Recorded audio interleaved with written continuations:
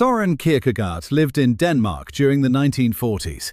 There was no internet, no phone, no notifications. But he wrote something that should terrify you. He said people would one day be so overwhelmed by choices that they'd choose nothing.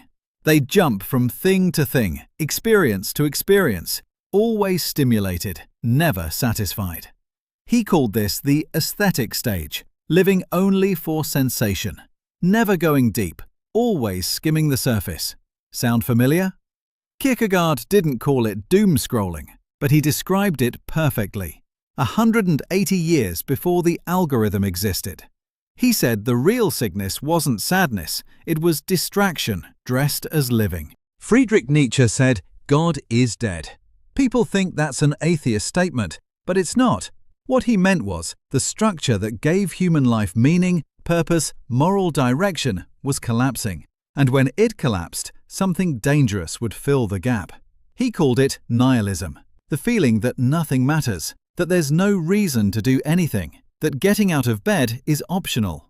He warned that when people lose the old meaning, they need to create new meaning, or they collapse inward. Most people chose collapse. Nietzsche saw this in 1882.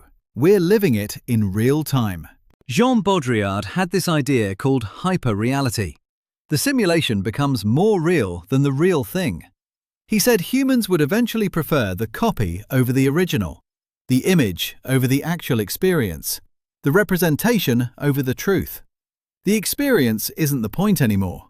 The content of the experience is the point.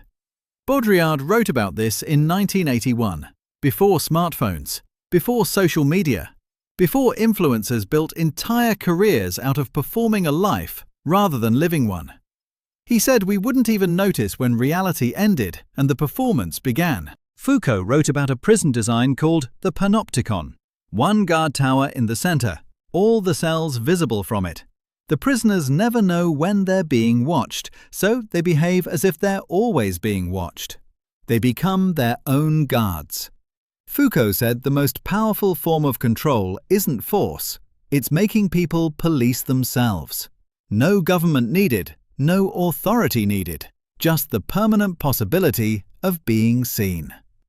Social media didn't invent surveillance, it democratized it. Foucault saw the architecture of this in 1975. We built it into every pocket on Earth by 2010. Schopenhauer believed human beings are driven by a blind, irrational force he called the will. It's never satisfied. You want something, you get it. The wanting immediately moves somewhere else. There is no final satisfaction, only temporary relief before the next craving begins. This is literally the design philosophy of every major platform you use. Schopenhauer described this trap in 1818. Albert Camus wrote about Sisyphus, the man condemned to roll a boulder up a hill forever. Every time he reaches the top, it rolls back down, endlessly, pointlessly. He used this as a metaphor for human existence. We work, we achieve. The achievement means nothing in the long run. We work again. But here's what Camus actually argued, and this is the part people miss. He said we must imagine Sisyphus happy, not because the work has cosmic meaning, but because the act of pushing, of choosing to push anyway, despite the absurdity, is itself the meaning. The boulder keeps rolling back down.